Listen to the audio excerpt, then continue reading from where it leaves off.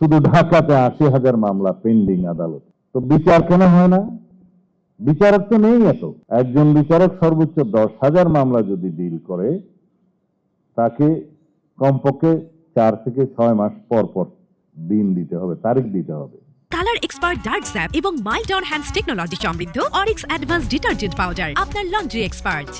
এই দেশকে জুয়া এবং মাদক মুক্ত করতে হবে, এটা আমাদের অঙ্গীকার, আমাদের প্রতিশ্রুতি। মহান জাতীয় সংসদেও সেটা আমি ব্যক্ত করেছি সরকারের পক্ষে। সেই লক্ষ্যে শুধুমাত্র কথামালা রাজনীতিতে যেহেতু আমরা বিশ্বাস করি না, আমরা আমাদের সমস্ত অঙ্গীকার এবং প্ল্যান, যেটা আমাদের প্রধানমন্ত্রী বলেছেন, আই হ্যাভ এ প্ল্যান, আমরা সবাই বলি উই হ্যাভ এ প্ল্যান, এবং সেই প্ল্যানগুলো আমরা বাস্তবায়ন করছি। ইচ্ছাকে, অঙ্গীকারকে, প্রতিশ্রুতিকে বাস্তব রূপ দিতে গেলে যে সমস্ত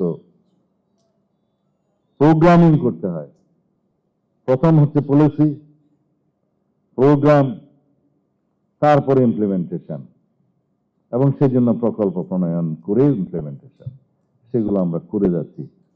এর একটা হচ্ছে আইনগত ভিত্তি।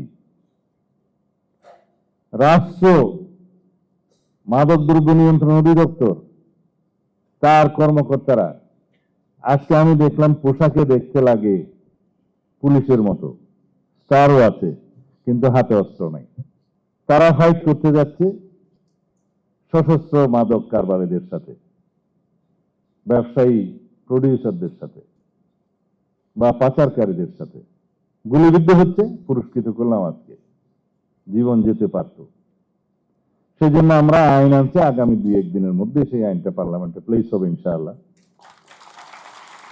যুগোপযোগী মাদকদ্রব্য নিয়ন্ত্রণ আইনের সংশোধনী, তাতে তাদেরকে অস্ত্র দেওয়া হবে, আধুনিক অস্ত্র দেওয়া হবে, 9mm পিস্তলও দেওয়া হবে, অন্যান্য অস্ত্র দেওয়া, প্রশিক্ষণ দেওয়া হবে,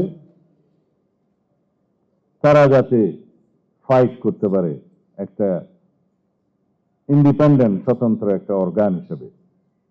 অন্যান্য বাহিনীগুলো যেমন বিজিবি, কোস্টগার্ড, র্যাব, সবাই ফাইট করছে পুলিশের পাশাপাশি। তারা মাদকদ্রব্য উদ্ধার করছে, গ্রেফতার করছে, পাচারকারীদের বিরুদ্ধে তারা অ্যাকশন নিচ্ছে, গ্রেফতার করছে, মামলা করছে। মামলা কত জানেন? শুধু ঢাকাতে ৮০,০০০ মামলা পেন্ডিং আদালত। তো বিচার কেন হয় না? বিচারক তো নেই এত।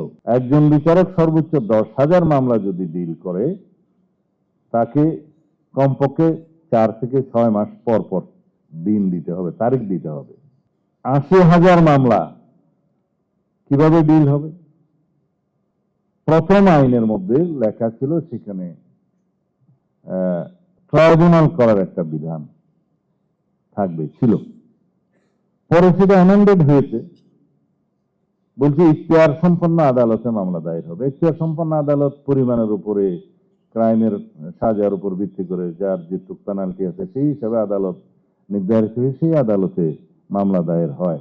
ম্যাজিস্ট্রেটের, সাব জজ বা এডিশনাল ডিস্ট্রিক্ট জজেরটা সেখানে হয় ট্রায়াল কোর্ট হিসাবে। আমলি আদালত তো নিচে আছে। এখন আমি যে সংশোধনী প্রস্তাব করছি, তাতে এখতিয়ার সম্পন্ন আদালত থাকবে, পাশাপাশি মামলার সংখ্যা বিবেচনায় আমরা যেখানে প্রয়োজন মনে করব, সরকার মনে করবে, সেখানে ট্রাইব্যুনাল স্থাপন করা হবে।